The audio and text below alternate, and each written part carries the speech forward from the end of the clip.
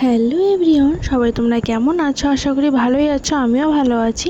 তো আজকে জামাই ষষ্ঠী, সবাইকে শুভেচ্ছা। তো সবাই জামাই ষষ্ঠীতে বাবার বাড়ি জামাই ষষ্ঠী করতে গেলেও কিনা কমেন্ট করে জানাবে। আর আমাদের জামাই ষষ্ঠী নেই বাবার বাড়িতে, আর আমি যেহেতু ষষ্ঠী করি তার জন্য আজকে তো নিরামিষ, একবারই নিরামিষ বলতে গেলে আজকে ময়দা খাওয়া আমাদের, মুড়ি টুড়ি কিছুই পাই না আমরা লক্ষ্মী। তো এই যে আমরা ষষ্ঠীকে জল দিতে চলে গেছিলাম গাছতলা, আমার শাশুড়ি মা সব জোগাড় টোগাড় করে দিয়েছিল। তো চলে গেছিলাম ষষ্ঠীকে জল দিতে। আর একটা জল দেওয়ার সময় তো একটা দুর্ঘটনা ঘটে গেছিলো আমার, মানে পাটা মচকে গেছিলো। তা সেইভাবেই আমি ভিডিও করেছি, মানে ওখানে কাউকে আর জানতে দেইনি। তো আমাকে কেমন লাগছে তোমরা কমেন্টে জানাবে। তো পুজো কমপ্লিট করার পর কষ্ট করে বাড়ি চলে এসেছি হাঁটতে হাঁটতে।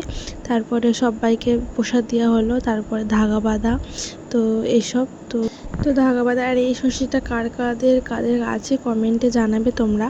তো এইভাবে সাপোর্ট করতে থাকো, আমাকে এগিয়ে যেতে সাহায্য করো। তো যাই হোক, চলো আজকে বেশি ভিডিও করা হয়নি, কারণ ওরকম অবস্থা হয়ে গেছিলো পায়ে আমার।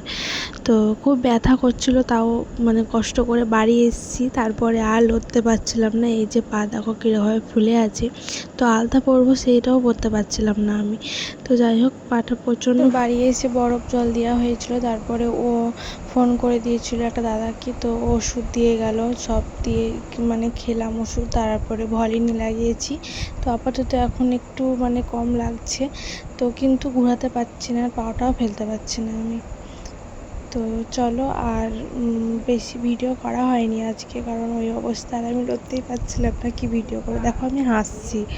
তো যাই হোক, সবাই ভালো থেকো, সুস্থ থেকো। আর আজকে এই ঘুগনিটাই খেয়েছি দুপুরে, রাতে লুচি হবে।